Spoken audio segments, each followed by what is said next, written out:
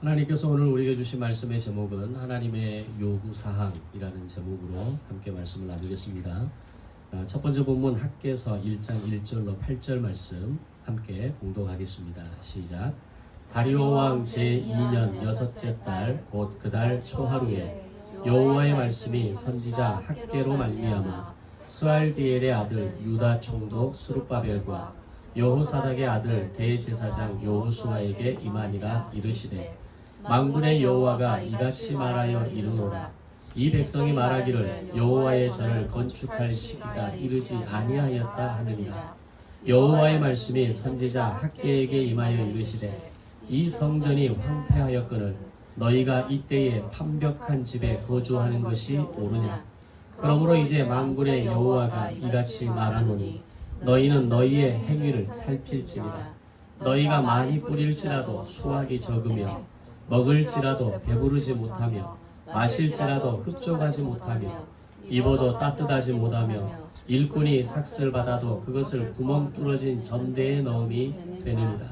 만군의 여호와가 말하노니 너희는 자기의 행위를 살필지니라. 너희는 산에 올라가서 나무를 가져다가 성전을 건축하라. 그리하면 내가 그것으로 말미암아 기뻐하고 또 영광을 얻으리라. 여호와가 말하였느니라. 아멘. 두 번째 본문 학개서 2장 1절에서 4절 말씀 봉독하겠습니다. 시작. 일곱째 달 곧 그 달 21일에 여호와의 말씀이 선지자 학개에게 임하니라. 이르시되 너는 스알디엘의 아들 유다 총독 수룹바벨과 여호사닥의 아들 대제사장 여호수아와 남은 백성에게 말하여 이르라. 너희 가운데에 남아있는 자 중에서 이 성전의 이전 영광을 본 자가 누구냐. 이제 이것이 너희에게 어떻게 보이느냐. 이것이 너희 눈에 보잘것없지 아니하냐. 그러나 여호와가 이르노라. 수룹바벨아 스스로 굳세게 할지어다. 여호사닥의 아들 대제사장 여호수아야 스스로 굳세게 할지어다. 여호와의 말이니라. 이 땅 모든 백성아 스스로 굳세게 하여 일할지어다. 내가 너희와 함께 하노라. 만군의 여호와의 말이니라. 아멘. 바벨론 포로 70년의 시간이 마치고 수룹바벨 지도자를 중심으로 1차 포로 귀환이 시작됩니다. 수룹바벨을 중심으로 한 1차 귀환 공동체가 가진 가장 큰 의미, 그들이 가진 가장 큰 사명을 한 가지를 꼽으라고 한다면 그것은 성전 재건입니다. 왜냐하면 고국으로 가장 먼저 돌아가는 그들의 손에 들려진 책은 제사장 나라 설계도를 담은 역대기와 새롭게 세워지게 될 성전 설계도가 담긴 에스겔서 두 권의 책이었기 때문입니다. 다시 말하면 역대기가 제사장 나라 설계도를 이야기한다면 에스겔서는 성전 설계도가 담겨진 책이다 라고 정리할 수 있습니다. 자, 이렇게 70년 만에 바벨론이 멸망하고 페르시아 제국의 도움으로 고국으로 돌아갈 수 있다라고 하는 조서가 공포되었을 때 아마 그때에서야 이 지난 70년의 시간이 유대인들에게는 온전히 이해되는 시간이었을 겁니다. 그리고 그 70년의 시간 동안 하나님의 약속을 붙들고 살아왔던 그 하루하루 그 1년 1년의 시간들을 한순간에 보상받는 느낌이 들었을 것입니다. 그래서 고국으로 돌아가는 귀한 공동체의 발걸음은 새처럼 가벼웠을 것이고 동시에 그들의 발걸음은 독수리 날개짓처럼 힘이 있었을 것입니다. 그런데 막상 고국으로 돌아와서 성전 재건을 시작하는 과정에서 그들의 앞을 막아서는 두 가지 난관에 맞닥뜨리게 됩니다. 첫 번째는 70년 동안 이스라엘 백성들이 바벨론 포로로 끌려가고 난 이후에 이스라엘 땅은 더 이상 이스라엘 백성의 주인이 아니었습니다. 그 중에 가장 큰 힘을 형성하고 이스라엘 땅의 새로운 주인으로 자처했던 사람들이 바로 사마리아인들이었습니다. 그들은 지난 70년 동안 자신들이 이곳의 주인임을 자처하면서 이제 와서 포로로 끌려갔던 70년 만에 유대인이 되어서 페르시아의 강력한 지지를 등에 업고 돌아왔다 할지라도 그 땅을 호락호락 내어줄 리는 없었습니다. 성전 재건을 시작하는 귀환 공동체를 지속적으로 방해하기 시작했고, 그로 인해 이 성전 재건은 중단되게 되어집니다. 물론 성전 재건을 하는 이 과정에서만 사마리아인들이 방해했던 것은 아닙니다. 이후에도 성전을 재건한 이후에 성벽을 재건하는 과정에서도 끊임없이 사마리아인들은 성전 재건, 성벽 재건 공사를 방해해 오게 됩니다. 그런 가운데 또 한 가지 이유가 만들어지게 되는데, 유대인들 내부에서 지금은 성전 재건의 때가 아니다, 아직 그때가 이르지 않았다라고 하는 여론이 만들어지기 시작합니다. 이게 무슨 말인가 하면, 바벨론 포로 70년이라고 할 때에 그 시작은 다니엘과 같은 0.1%의 영재들이 포로로 끌려가는 1차 포로기를 시작으로 바벨론이 페르시아에 멸망하는 기간까지가 70년이었습니다. 그런데 막상 성전 재건을 시작하면서 사마리아의 반대와 회방에 부딪히면서 말을 만들어내는 사람들이 바벨론 70년의 기점은 다니엘이 끌려갔던 1차 포로기가 아니라 BC 586년 바벨론의 3차 침략으로 예루살렘이 무너지고 이스라엘이 완전히 멸망한 그때부터 70년의 해다, 한 해라는 새로운 해석을 말하기 시작했던 겁니다. 그러나 이것은 성전 재건의 책임을 1차 귀환 공동체로 돌아온 자신들이 아닌 BC 586년을 시작으로 해서 70년이 지난 후에 돌아온 사람들에게 그 책임을 돌리고자 했던 겁니다. 그리고 그때가 되어야 성전 재건이 가능하다는 이론을 내세움으로 인해서 자신들이 지금 성전 재건을 내려놓은 이 모든 상황을 면피하기 위한 이야기였다라는 겁니다. 이 두 가지 이유와 명분이 그들에게 세워지면서 사람은 보고 싶은 것만 보고 듣고 싶은 것만 듣기를 원하는 본능이라는 게 있습니다. 그들은 자기들 마음대로 해석하고 결정을 내려버립니다. 그렇게 해서 성전 재건이 시작된 지 얼마 만에 바로 성전 재건은 멈추게 되고 16년 동안 성전 재건은 진행되지 않게 됩니다.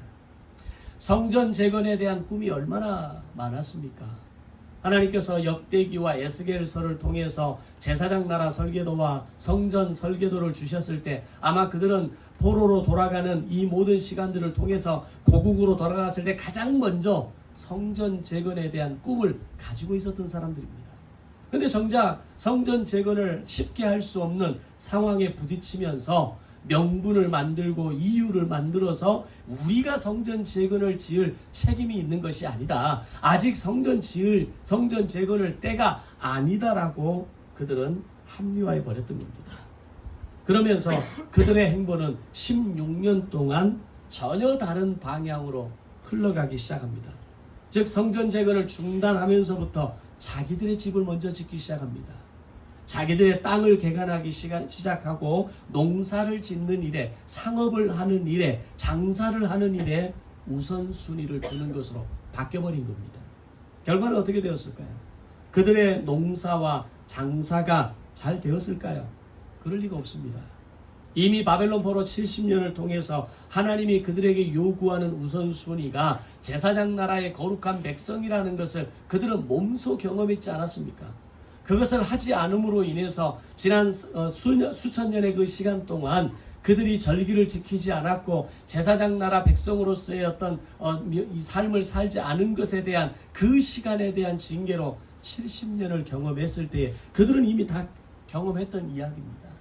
근데 이것을 외면하고 개인의 성공과 만족으로 우선순위가 정해졌을 때 어떤 결과가 만들어지는가를 그들은 뻔히 알고 있었을 겁니다.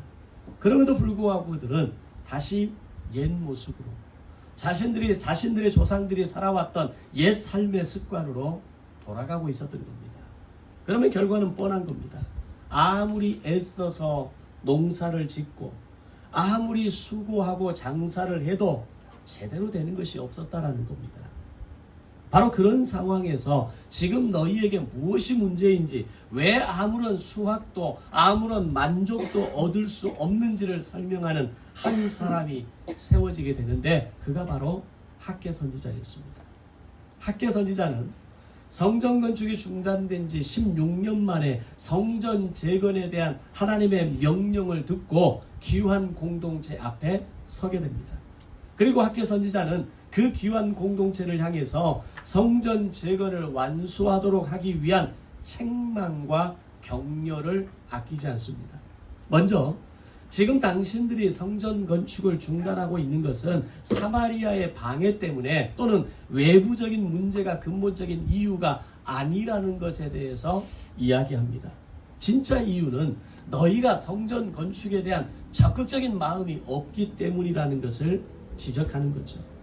그러나 지금부터라도 스룹바벨을 중심으로 이 사명을 이어간다면 반드시 우리가 기대했던, 그리고 하나님께서 보여주셨던 그 설계도대로 성전은 건축될 것이고, 하나님은 이 일로 인해 너희와 함께 하실 것이고, 너희와 너희의 농사와 장사도 성공하게 될 것이라고 말씀을 전하게 됩니다. 바로 이런 내용을 담겨 있는 말씀이 학개서입니다. 자, 이제 학개서에 대해서 좀 더 깊이 있게 들어가서 정리해 보겠습니다. 학개서 안에는 모두 4편의 하나님의 메시지가 들어 있습니다. 첫 번째는 다리오 왕 2년 6월 1일에 주신 메시지라고 이야기합니다. 오늘 첫 번째 본문의 말씀입니다. 그리고 두 번째는 다리오 왕 2년 7월 21일에 주신 메시지이고, 세 번째는 다리오 왕 2년 9월 24일에 주신 말씀이고, 네 번째는 이 세 번째 메시지를 주신 그날에 함께 주신 메시지입니다. 자, 먼저 하나님께서 학개에게 주신 첫 번째 메시지의 내용을 시작하면서 학개 선지자는 페르시아 제국 다리오 왕 2년에 자신에게 임한 하나님의 말씀을 총독 스룹바벨과 당시 대제사장 여호수아에게 전한다라고 시작합니다. 즉, 이 말씀이 누구에게 임하는 것인지 그 대상을 분명하게 정합니다. 자, 그럼 왜 스룹바벨과 여호수아에게 이 메시지의 첫 번째 대상으로 정하고 있느냐라는 겁니다. 생각해 보십시오. 지난 16년의 시간 동안 성전 재건 공사가 멈춰 있을 때, 그 16년의 시간 동안 가장 힘들고 괴로운 시간을 보냈을 사람이 누구겠습니까?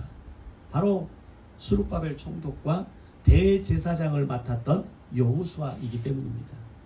백성들의 마음은 자신들의 안정과 성공으로 돌아서 버렸지만, 적어도 스룹바벨과 대제사장 여호수아는 지금 우리가 해야 할 일이 무엇인지, 하나님이 우리 1차 포로 귀환 공동체를 통해서 가지고 계시는 기대가 무엇인지를 누구보다 잘 알고 있는 사람이 이 두 사람이라는 겁니다. 그러면 16년 동안 공사가 멈춰버렸기 때문에 이제는 끝이다라고 두 사람이 내려놨겠습니까? 진행되어져야 할 일이 진행되지 않았기 때문에 두 사람의 마음은 괴롭고 어려운 시간으로 16년의 시간을 보내왔던 겁니다. 바로 그들에 대해서 하나님께서 그 두 사람의 마음을 아시기 때문에 그들을 격려하시고, 오늘 그들에 대해서 너희가 맡은 이 사명을 이제부터 시작할 수 있다라고, 시작해야 한다라고 말씀하고 있는 겁니다. 따라서 이 첫 번째 메시지의 목표는 귀한 공동체에게 성전 재건 중단에 대한 강한 책망을 의미하면서 동시에 당시 두 지도자들에 대해서 다시 이 일을 가능하게 하시려는 하나님의 강력한 의지를 보여주시는 메시지라는 겁니다. 오늘 첫 번째 본문 3절 5절을 보면, 성전 재건을 중단하고 자기들의 집을 먼저 짓고 거기에 거주하는 것이 옳은 것이냐, 이제 너희의 행위를 살피라 라고 말씀합니다. 앞에서 말씀드린 것처럼 그들은 사마리아의 반대 때문에, 그리고 성전 재건이 아직 시기상조라고 하는 새로운 논리를 내세우면서 성전 재건을 미루고 있었습니다. 그러므로 인해서 성전 재건에 대한 관심을 내려놓으면서 그들이 새롭게 관심을 가진 부분이, 어떻게 내가 먹고 살 것이냐, 어떤 집에서 내가 살 것이냐, 얼마나 내가 더 안정된 삶을 살 것이냐에 그들의 관심이 집중되어 있었던 겁니다. 그러면서 학개 선지자를 통해서 분명하게 말씀하시는 것은, 하나님의 뜻은 이미 70년이 찼으며 지금 건축할 시기가 지났다라는 것을 말하고 있습니다. 이 말을 들은 하나님의 이 강력한 메시지를 들은 귀한 공동체는 다시 마음을 다잡게 되고 성전 건축을 16년 만에 다시 준비하게 됩니다. 8절을 보면 너희는 산에 올라가서 나무를 가져다가 성전을 건축하라. 그리하면 내가 그것으로 말미암아 기뻐하고 또 영광을 얻으리라. 여호와가 말하였느니라. 아멘. 사실 솔로몬 성전과 비교하면 스룹바벨을 중심으로 새롭게 세워지는 성전은 초라하고 지극히 평범한 건축 자재들이었을 겁니다. 지난 80여 년의 시간을 통해서 이스라엘 땅은 거의 황폐한 땅 아닙니까? 나무를 가꾸지도 않았을 것이고 땅을 개간하지도 않았을 것이고 정상적인 국가 운영이 되지 않았던 예루살렘 땅입니다. 근데 갑자기 80년이 지나서 산에 올라가서 성전을 건축할 나무를 가져다가 성전을 지으라고 했을 때 그 나무가 과연 온전한 나무였겠느냐라는 겁니다. 그럼에도 불구하고 성전을 다시 재건하려는 그 마음을 보시면서 하나님께서 자신의 마음을 표현하시는데 뭐라고 말씀하시냐면 내가 그것으로 말미암아 기뻐하고 또 영광을 받으신다라고 말씀합니다. 이것은 하나님께서 성전 재건을 얼마나 기다리셨는가를 잘 표현하는 말씀입니다. 그것이 얼마나 좋으셨든지 내가 그것으로 말미암아 기쁘고 또 영광을 받으리라 라고 말씀하신 겁니다. 바로 이것이 우리를 향한 하나님의 마음이라는 것을 우리는 알아야 합니다. 비록 내가 부족하고 내가 드릴 수 있는 것이 작을지라도 하나님의 마음을 알아드리고 그 마음을 만져드리는 것을 하나님은 기뻐하시고 내가 너로 말미암아 영광을 받으시겠다라고 말씀하고 있는 겁니다. 하나님이 우리에게 원하시는 것은 그렇게 대단한 것이 아니라는 겁니다. 하나님이 우리에게 받기를 원하시는 것은, 기대하시는 것은 그렇게 거창한 것이 아니라는 겁니다. 구약의 제사를 예로 들어보면 하나님께서 양 한 마리를 내게 바치라고 말씀하실 때 하나님께서 그것을 내 것이라고 말씀하시는 부위가 있었습니다. 그게 뭡니까? 기름입니다. 한 마리의 양을 잡으면 약 60%가 기름 덩어리입니다. 그런데 그것이 차지하는 양이 많을 뿐이지 사실 아무런 쓸모가 없는 것이 양의 기름입니다. 정작 쓸 데가 있고 먹을 것이 있는 양의 가죽과 고기는 일부 제사장의 몫을 제외하고 거의 대부분이 제물을 바친 자의 것으로 가지라고 말씀합니다. 그런데 하나님은 그 기름을 내 것이라고 말씀하시면서 그 기름이 타오르는 냄새를 맡으시면서 그 제사를 기뻐하셨다는 겁니다. 왜 그랬을까요? 하나님께 제사를 드리는 헌제자의 마음을 받으셨기 때문입니다. 기름을 받으시는 것은 상징적인 겁니다. 그냥 보여지는 사인입니다. 어떤 뭔가가 드려지는, 하나님께 올려드려지고 하나님께 구별되어지는 것을 이야기하는 하나의 도구일 뿐이라는 겁니다. 그런데 그 기름을 태워 올려드릴 때 이것이 내 것이다라고 말씀하시고 그것만큼은 나에게 바쳐야 한다고 말씀하실 때 이 모든 것이 하나님의 것입니다라고 바쳐지는 그 하나님의 것으로 제사하고 드리는 헌제자의 마음을, 하나님의 것으로 구별해 드릴 수 있는 그 결단의 마음을 하나님께서는 취하신다는 겁니다. 비록 솔로몬의 화려한 성전을 다시 지을 수는 없을지라도, 하나님이 그곳에 거하지 못할지라도 하나님이 원하시는 것은 모든 이스라엘 백성들이 하나로 모아서 내 백성 이스라엘을 그곳에서 만날 성전을 재건하는 우선순위를 정하는 마음을 원하셨던 겁니다. 그것을 포로 귀한 자들이 제대로 깨우치지 못하고 환경을 원망하고 변명을 세워서 우선순위가 뒤바뀐 삶을 살아온 시간이 16년이었습니다. 그로 인해 16년의 시간 동안 귀한 공동체의 삶은 아무리 씨를 뿌려도 수확이, 소출이 적었습니다. 아무리 좋은 것을 먹고 마셔도 흡족하지 못했다라고 성경은 이야기합니다. 아무리 입어도 따뜻하지 않았고 춥고 쓸쓸했으며 아무리 수고하고 애써서 삭슬 받아도 재산이 모아지지 않고 구멍이 난 전대처럼 인생이 공허하고 가뭄과 기근으로 땅이 산물을 내지 않고 어떤 일도 제대로 되지 않는 삶을 살았다라고 이야기합니다. 어쩌면 우리가 살아왔던 지난 시간의 모습과 많이 닮아 있지 않습니까? 우리가 늘 부족한 인생으로 사는 것은 내 삶의 우선순위가 분명하지 않기 때문이라는 겁니다. 인생이 외롭고 지치고 쓸쓸한 것은 내 삶의 우선순위가 바뀌었기 때문이라는 겁니다. 내가 아무리 수고하고 애써서 재산을 모아도 늘 부족한 인생 같은 생각이 드는 것은 하나님의 요구가 무엇인지 모르는 인생을 살기 때문이라는 겁니다. 이것이 모세를 통해 주셨던 제사장 나라법이 기록된 신명기 28장에서 말씀의 순종과 불순종으로 인한 복과 저주의 삶이 오늘 그대로 이들에게 그리고 오늘 우리의 삶에 이루어지게 되는 것임을 말씀합니다. 신명기 28장 2절 6절에서 이렇게 말씀합니다. 내가 내 하나님 여호와의 말씀을 청종하면 이 모든 복이 내게 임할 것이고 성읍에서도 복을 받고 들에서도 복을 받을 것이며 내 몸의 자녀와 내 토지의 소산과 내 짐승의 새끼와 소와 양의 새끼가 복을 받을 것이며 내 광주리와 떡반죽 그릇이 복을 받을 것이며 내가 들어와도 나가도 복을 받을 것이다. 핵심이 뭡니까? 내가 내 하나님 여호와의 말씀을 청종하면입니다. 하나님의 말씀을 듣고 하나님의 요구사항을 듣고 하나님이 나에게 기대하시는 것이 무엇인지를 듣고 순종하는 사람과 불순종하는 사람의 삶이 다르다라는 겁니다. 반면 제사장 나라 거룩한 백성이 하나님 말씀에 순종하면 불순종하면 받게 되는 저주에 대해서도 23절 24절에서 이렇게 말씀합니다. 내가 만일 내 하나님 여호와의 말씀을 순종하지 아니하여 내게 명령하는 모든 명령과 규례를 지켜 행하지 아니하면 이 모든 저주가 내게 이를 것이니 내가 성읍에서도 저주를 받고 들에서도 저주를 받을 것이요 내 광주리와 떡반죽 그릇이 저주를 받을 것이요 내 몸의 소생과 네 토지의 소산과 내 소와 양의 새끼가 저주를 받고 내가 들어와도 나가도 저주를 받으리라 라고 말씀합니다.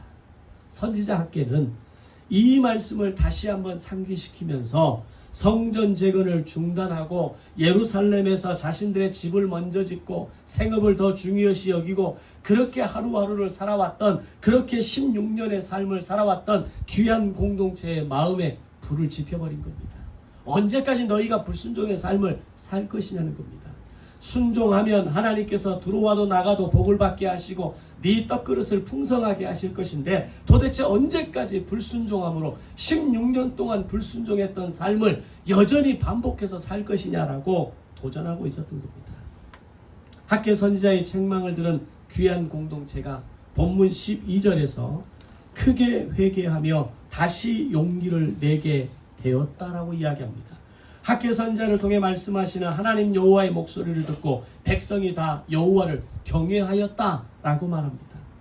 학개 선지자를 통해서 하나님의 말씀이 전해졌을 때 모든 백성이 청종하기 시작한 겁니다. 듣고 순종하기 시작한 겁니다. 그러자 하나님의 역사가 일어나기 시작합니다. 가장 먼저 일어난 변화가 뭡니까?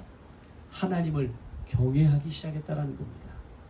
오늘 우리의 신앙의 삶의 변화의 가장 첫 출발점은 하나님을 경외하는 데서부터 시작하는 겁니다. 하나님의 말씀이 들려질 때 그 말씀에 순종할 준비가 된 증거가 뭐냐면 하나님을 경외하는 마음이 내 안에 있느냐라는 겁니다. 하나님을 경외하는 마음으로 그 말씀을 들을 준비가 되고 그 말씀에 순종할 준비가 되었을 때에 하나님의 오늘 우리를 향한 변화의 역사가 시작된다라는 겁니다. 그러면서 오늘 하나님께서 순종할 준비가 되어 있는 하나님을 경외하는 그들에 대해서 이렇게 말씀합니다. 13절입니다. 그때 여호와의 사자 학개가 여호와의 위임을 받아 백성에게 말하여 이르되 여호와가 말하노니 내가 너희와 함께하노라 하니라. 아멘. 내가 너희와 함께하노라. 이 말씀이 무슨 말씀입니까? 임마누엘의 하나님입니다. 여호와를 경외하기로 결정하고 여호와의 말씀에 순종하기로 결단한 그들에 대해서 하나님께서 주시는 가장 강력한 은혜는 임마누엘의 하나님이었습니다. 오늘 우리가 믿음의 인생을 살아가면서 여호와를 경외하기로 결단하고 여호와의 말씀에 순종함으로 나아갈 때 오늘 우리에게 주시는 가장 큰 복의 시작은 내가 너희와 함께하노라. 이 말씀이라는 것을 우리는 알아야 합니다. 하나님을 경외하기 시작한 귀한 공동체에게 주시는 이 임마누엘의 하나님은 내가 너희와 함께 하리라라는 이 말씀은 성경의 여러 곳에서 등장합니다. 하나님이 자신의 뜻을 이어가는 사람들에게 용기를 불어 넣어주시면서 하셨던 공통된 말씀이 바로 내가 너와 함께 하리라는 말씀이었다는 겁니다. 창세기 28장 15절에서 야곱에게 하나님께서 이렇게 말씀하십니다. 내가 너와 함께 있어 내가 어디로 가든지 너를 지키며 너를 이끌어 이 땅으로 돌아오게 할지라 내가 네게 허락한 것을 다 이루기까지 내가 너를 떠나지 아니하리라 하신지라. 아멘. 여호수아 1장 5절에서 여호수아에게 하나님께서 말씀하십니다. 내 평생에 너를 능히 대적할 자가 없으리니 내가 모세와 함께 있었던 것 같이 내가 너와 함께 있을 것임이라. 내가 너를 떠나지 아니하며 너를 버리지 아니하리라. 아멘. 예레미야 1장 8절에서 예레미야에게 하나님께서 말씀하십니다. 너는 그들 때문에 두려워하지 말라. 내가 너와 함께하여 너를 구원하리라. 나 여호와의 말이니라. 아멘. 마태복음 28장 20절에서 제자들에게 주님이 말씀하십니다. 내가 너희에게 분부한 모든 것을 가르쳐 지키게 하라. 볼지어다 내가 세상 끝날까지 너희와 함께 하리라. 아멘. 이 모든 말씀이 바로 우리를 향한 말씀이라는 것을 알아야 합니다. 오늘 내가 하나님의 사람으로 살기를 결단하고 내가 말씀에 순종하기로 결단하고 나를 통한 하나님의 기대를 이루어 드리는 사람으로 살겠노라고 결단할 때 하나님이 우리에게 말씀하십니다. 내가 너희와 함께하리라. 세상 끝날까지 너희와 함께하리라. 모세와 함께했던 것처럼 너와 함께하리라. 이 말씀이 오늘을 살아가는 여러분에게 힘과 지혜와 능력이 되시기를 주님의 이름으로 축원합니다. 하나님을 경외하기로 결단했던 이스라엘 백성들에게 학계 선지자를 통해 귀한 공동체에게 주셨던 그 말씀처럼 우리가 하나님을 경외하기로 결단할 때 임마누엘의 하나님이 저와 여러분의 하나님이 되실 줄로 믿습니다. 아멘. 임마누엘의 하나님을 경험하고 그 임재를 경험한 귀한 공동체가 14절 15절에서 다시 성전 재건을 시작합니다. 이때가 하나님의 말씀이 학계를 통해 전달된 다리오 왕 2년 6째 달 곧 그달 처하루부터 23일 만에 다리오 왕 2년 6째 달 24일에 이루어진 사건이었습니다. 무슨 말을 하는 거냐면 그들이 하나님을 경외하기로 결정하고 그들이 성전을 재건하기로 결정한 날이 첫 번째 하나님의 말씀이 전해진 지 23일 만에 일어난 변화였다라는 겁니다. 하나님의 말씀을 듣고 변화를 결단하고 변화의 삶을 시작하는 것이 얼마나 어렵고 힘든 일인지 아마 잘 아실 겁니다. 변화가 그렇게 잘 안 되는 겁니다. 아무리 듣고 들어도 인간의 변화는 쉽지 않습니다. 그래서 늘 제 안에 있었던 고민은 과연 인간은 변화할 수 있느냐라는 겁니다. 과연 사람은 변할 수 있느냐라는 겁니다. 지난 20년, 30년, 50년, 60년을 가지고 왔었던 내 삶의 습관과 내 생각의 기준과 가치관을 포기하고 내려놓고 변할 수 있느냐라는 겁니다. 대부분의 많은 경우가 변하지 않더라는 겁니다. 사람은 정말 변하지 않습니다. 그렇게 변하기를 갈망하고 기대하고 소망하는데 늘 제자리를 걸어가는 것이 우리 인간입니다. 성도들의 모습을 보면서 정말 쉽게 변하지 않는 분들을 보게 됩니다. 어떤 분들은 많이 변하기는 하지만 자신이 정해놓은 그 이상을 넘어서는 분들이 많지 않습니다. 목회자를 통해 주시는 말씀을 듣고 변화를 결단하고 삶의 자리에서 구체적으로 변화를 시도하는 성도를 만나는 것이 목회자가 가지는 가장 큰 기쁨이고 보람이지만 그런 성도를 실제로 만나는 것이 쉽지 않다라는 겁니다. 조금만 더 변했으면 좋겠는데, 조금만 더 결단하고 조금만 더 앞으로 나아갔으면 좋겠는데, 조금만 더 내 삶의 자리를 털고 일어났으면 좋겠는데, 내 삶의 습관들을 포기하고 하나님의 말씀 앞에 반응했으면 하기를 원하는데 그게 잘 안 된다는 겁니다. 그런데 오늘 귀한 공동체는 하나님의 말씀이 그들에게 임한 지 23일 만에 하나님을 경외하기로 결단했다라는 겁니다. 하나님을 경외하기로 결단하고 성전 재건을 시작하는 그들에게 임마누엘의 하나님을 체험하게 하시고 기꺼이 변화의 자리로 나아간 그들에게 16년 동안 멈춰 있었던 공사를 시작하게 하셨던 겁니다. 꿈이 있는 교회 성도들이 하나님의 말씀이 귀에 들려지고 그 말씀 앞에 반응하고 그것이 설령 나의 수십 년의 인생의 시간을 통해서 내 삶에 묵혀있는 그렇게 쌓여있는 습관이라 할지라도 말씀에 반응하고 말씀으로 인해 변화하고 하나님을 경외하기로 결단하고 임마누엘의 하나님을 체험하고 변화의 자리까지 나아가는 성도가 되시기를 주님의 이름으로 축복합니다. 그렇게 23일 만에 변화가 시작되었을 때 놀라운 일이 일어납니다. 바로 두 번째 메시지가 귀한 공동체에게 전해진 것입니다. 오늘 두 번째 본문입니다. 하나님의 말씀을 들을 수 있는 귀가 열리고 그 말씀에 반응하는 성도들에게 하나님의 말씀이 계속해서 임하는 것입니다. 굉장히 중요한 말씀입니다.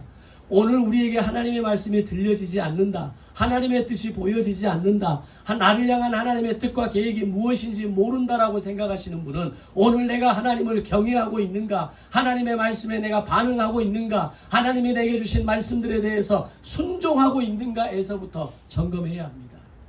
하나님의 말씀은 그 말씀을 듣기를 원하고 그 말씀으로 변화하기를 원하고 그 말씀으로 인해 반응하기를 원하는 성도들에게 계속해서 임하는 것이 하나님의 말씀이 가진 복이라는 겁니다. 오늘 23일 만에 변화가 시작된 그들에 대해서 하나님께서 두 번째 메시지를 주셨다라고 하는 것은 오늘 우리의 신앙생활에 대한 굉장히 중요한 도전이라는 것을 알 수 있습니다. 학계 선제를 통해 주시는 두 번째 메시지는 성전 재건 공사가 다시 시작한 지 약 한 달 후에 주신 메시지였습니다. 자, 그러면 왜 한 달 만에 하나님께서 메시지를 주신 이유가 뭐냐라는 겁니다. 과연 어떤 이야기를 하시기 위해서 공사가 시작된 지 한 달 만에 첫 번째 메시지가 있은 지 53일 만에 두 번째 메시지를 주셨느냐라고 하는 겁니다. 자, 생각해 보십시오. 그들이 다시 성전 재건을 결정하고 본격적으로 진행한 지 어느 정도 시간이 지났을 즈음에 그들의 마음에 무거움을 느끼게 됩니다. 어떤 무거움이냐면 그들 중에는 아주 고령의 나이에 해당하는 부모들 중에 70년 전 성전의 모습을 기억하는 사람들이 있었다라는 겁니다. 근데 그들의 기억 속에 있는 성전은 어떤 성전이었습니까? 솔로몬의 성전 아닙니까? 그 화려하고 웅장하고 모든 것이 완벽하게 갖추어진 다윗과 솔로몬의 작품으로 인해 만들어진 그들의 온전한 헌신을 통해 백성들의 헌신을 통해 만들어진 성전이 솔로몬 성전 아닙니까? 자, 그런데 이제 70년 만에 그들이 포로에서 돌아와서 저 산에 올라가서 있는 나무를 마치 뗄까 하는 느낌으로 떼어왔던 그 나무가 질이 좋으면 얼마나 좋았겠습니까? 그 나무로 만든 성전이 아름다우면 얼마나 아름다웠겠습니까? 더군다나 70년 전에 그 성전을 기억하고 있는 고령자들에게는 이 성전 진짜 우리가 이 성전 이렇게 지어도 돼? 그때 그 성전을 우리가 그 화려한 성전이 그 어마어마한 성전이 얼마나 아름다웠는지 우리가 기억하고 있는데 도대체 이 성전을 우리가 하나님께 바칠 수 있겠느냐? 무거운 마음을 느끼기 시작합니다. 이런 이야기들이 사람들을 통해 흘러가면서 많은 사람들이 실망감에 사로잡히는 분위기가 만들어졌다는 겁니다. 바로 그런 상황에서 두 번째 말씀이 학교를 통해 전달되면서 하나님이 그들에게 요구하시는 주시는 말씀이 너무나 심플하면서 강력한 말씀으로 들려지게 됩니다. 그 말씀은 스스로 굳세게 할지어다 라는 말씀이었습니다. 이 말씀을 3번이나 반복해서 말씀하시는데 이 말씀은 실망하고 부끄러워하는 그들에게 주시는 하나님의 용기였다라는 겁니다. 우리가 우리 인생을 바라보면서 그런 생각 들지 않습니까? 제가 여러분들을 만나고 저하고 비슷한 어떤 그 목회를 하고 있는 친구들을 만날 때는 별로 그런 생각 안 듭니다. 그런데 어느 정도 목회가 안정된 친구들을 만나거나 그런 선배들을 만나거나 심지어는 후배들을 만나면 마음이 너무 힘들어요. 뭘 할 말이 별로 없어요. 걔들은 막 이런 얘기 저런 얘기 뭐 이런 일들을 하고 있고 우리 교회는 뭐 이런 저는 그 앞에서는 할 말이 없는 거예요. 그러면서 때로는 그런 마음이 밀려옵니다. 내가 도대체 목회를 제대로 했나? 내 그릇이 이거밖에 안 되나? 나라는 사람이 이 정도밖에 안 되나? 여러분도 그런 생각 들잖아요. 인생을 살면서 내가 지금 할 수 있는 게 겨우 이거밖에 없나? 내가 그렇게 수고하고 살아왔던 40년, 50년, 60년의 인생에 대한 보상이 겨우 이 정도밖에 안 되는가? 그게 우리 인간의 느끼는 실망감이라는 거죠. 나보다 더 잘 돼 있는, 나보다 소위 잘 나가는 사람들을 보면 나는 점점 작아지는 느낌을 우리는 겪는 겁니다. 마치 이스라엘 백성들이 과거 솔로몬 성전의 그 화려함을 기억한 성도들이 지금의 이 초라한 성전을 바라보면서 야, 진짜 이런 성전을 하나님께 드려도 되는 것인가? 라고 실망하고 절망하고 낙심할 때 하나님께서 유대인들에게, 하나님께서 오늘 우리에게, 하나님께서 오늘 저에게 하시는 말씀이 스스로 굳세게 할지어다. 너의 마음이 무너지면 안 된다. 너의 중심이 무너지면 안 된다. 네 마음이 이 절망과 낙심으로 인해서 포기하고 다시 옛 모습으로 돌아가면 안 된다라고 말씀하고 있는 겁니다. 우리가 성경을 읽다 보면 하나님께서 하나님의 사람들을 통해 인간들에게 용기를 주시는 상황을 많이 만나게 됩니다. 첫 번째로 모세를 통해 가나안 입성을 앞둔 여호수아에게 용기를 주셨습니다. 여호수아 1장 7절에서 오직 강하고 극히 담대하여 나의 종 모세가 내게 명령한 그 율법을 다 지켜 행하고 우로나 좌우로나 치우치지 말라. 그리하면 내가 어디로 가든지 형통할 것이다. 아멘. 두 번째로 다윗을 통해 성전 건축을 하는 솔로몬에게 용기를 주셨습니다. 역대상 28장 10절에서 그런즉 이제 너는 삼갈지어다. 여호와께서 너를 택하여 성전의 건물을 건축하게 하셨으니 힘써 행할지니라. 세 번째로 이사야 선지자를 통해 두려워하는 남유다 백성에게 용기를 주셨습니다. 이사야 41장 10절에서 두려워하지 말라. 내가 너와 함께함이라. 놀라지 말라. 나는 내 하나님이 됨이라. 내가 너를 굳세게 하리라. 참으로 너를 도와주리라. 참으로 나의 의로운 오른손으로 너를 붙들리라. 아멘. 그리고 오늘 본문에서 학개 선지자를 통해 귀한 공동체에게 용기를 주십니다. 학개서 2장 5절에서 너희가 애굽에서 나올 때에 내가 너희와 언약한 말과 나의 영이 계속해서 너희 가운데 머물러 있나니 너는 두려워하지 말지니라. 여기서 엄청난 말씀을 하십니다. 너희가 애굽에서 나올 때가 언제입니까?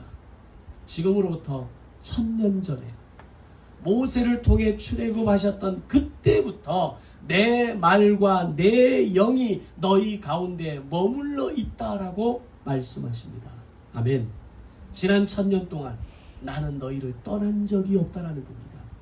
북왕국 이스라엘이 아수르에 멸망하고 남왕국 유다가 바벨론에 멸망하고 70년의 포로 생활을 했던 그 지긋지긋한 시간 가운데에서도 그 시간 속에서도 한 번도 나는 너를 떠난 적이 없다라는 겁니다. 그래서 너는 스스로 굳세게 하라는 겁니다. 내가 너의 하나님이고 내가 너와 동행할 것이고 내가 너를 지켜줄 것이기 때문에 눈에 보여지는 것으로 실망하지 말고 내 눈에 비교되는 것들로 절망하지 말고 스스로 굳세게 해서 내가 너와 함께 한다라는 것을 알라는 겁니다.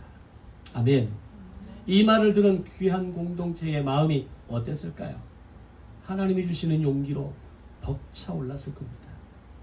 오늘 우리가 인생을 살면서 실망하고 절망하는 상황을 많이 만납니다.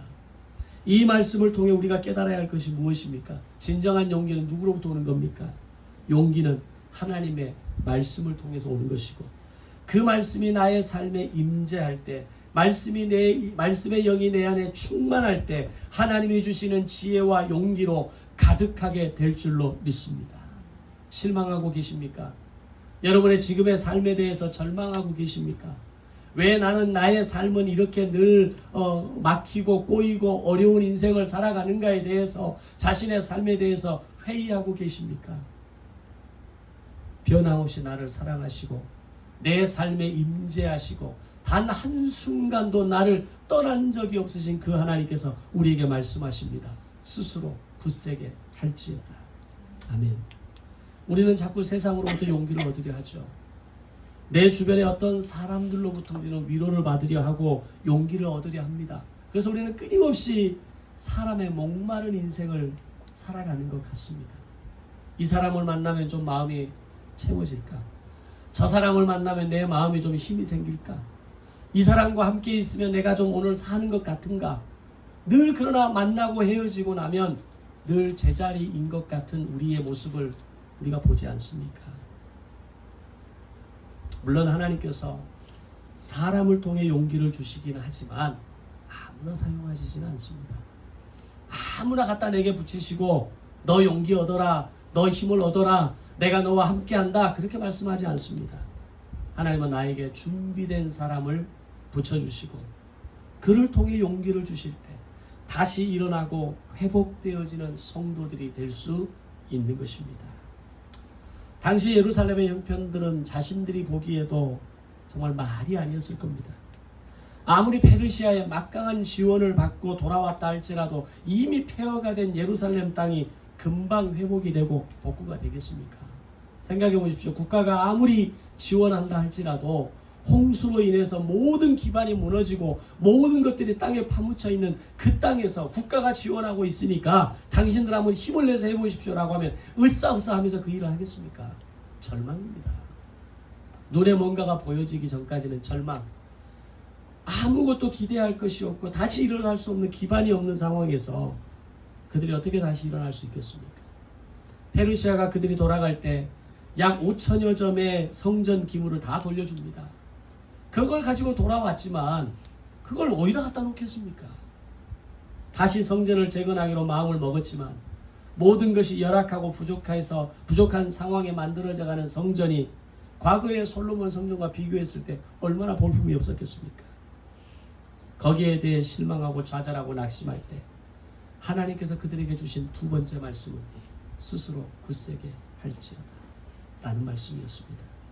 스룹바벨아 스스로 굳세게 할지어다. 여호수아야 스스로 굳세게 할지어다. 백성들아 스스로 굳세게 할지어다. 내가 너희와 함께하노라.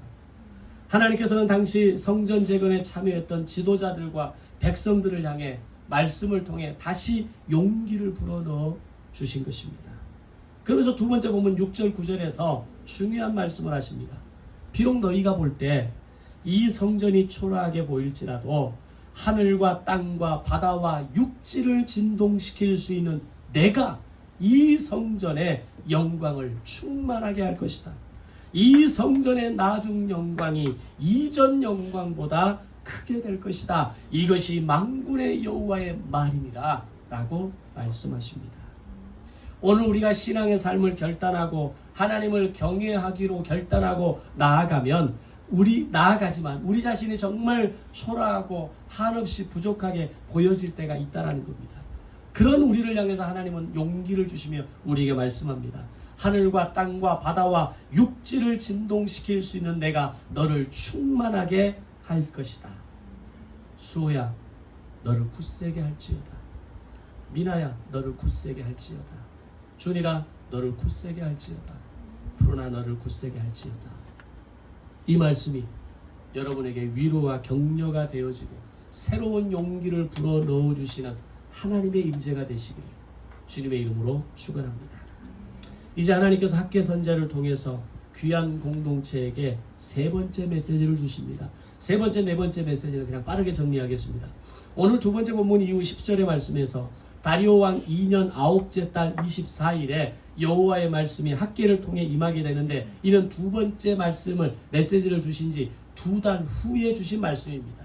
세 번째 메시지의 내용은 과거를 돌아보며 자신을 정결하게 하고 하나님의 말씀에 순종하라는 겁니다. 그러면 하나님께서 너희에게 복을 주실 것이다 라는 약속의 말씀이었습니다. 19절 말씀에서 곡식 종자가 아직도 창고에 있느냐? 포도나무, 무화과나무, 석류나무, 감람나무에 열매가 맺지 못하였느니라. 그러나 오늘부터는 내가 너희에게 복을 주리라. 아멘. 너희가 회개하고 하나님의 말씀에 순종하면 오늘부터 내가 너희에게 복을 주겠다라고 말씀하십니다. 어떻게 하면? 너희가 회개하고 너희가 정결함으로 나아가면. 세 번째 메시지입니다. 복받는 인생이기를 원하십니까? 회개하는 인생을 살고 말씀으로 순종하는 삶으로 정결한 인생을 결단하시기 바랍니다. 그리고 네 번째 메시지를 주시는데 이 네 번째 메시지는 세 번째 메시지를 주신 날과 같은 날 주십니다. 그게 두 번째 본문 20절, 23절의 말씀이 바로 네 번째 메시지입니다.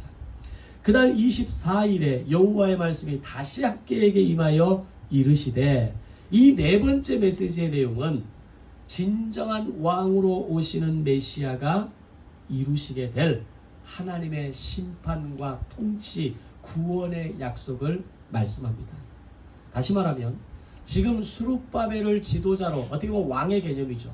수룹바벨을 중심으로 해서 세워지는 이 나라가 전부가 아니라는 겁니다. 수룹바벨과 대제사장 여호수아를 중심으로 만들어지는 이 성전이 진정한 완전한 성전이 아니라는 겁니다. 성전을 재건하는 사명을 맡은 수룹바벨은 이 땅의 진정한 성전을 완성하러 오시는 예수님의 그림자였습니다.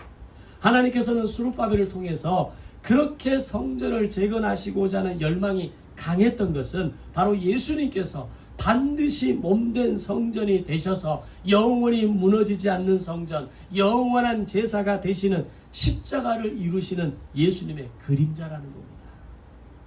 학계를 통해 주시는 하나님의 말씀, 하나님의 요구는 먼저 성전 재건을 통해 하나님의 나라, 제사장 나라를 세우라는 것이었습니다.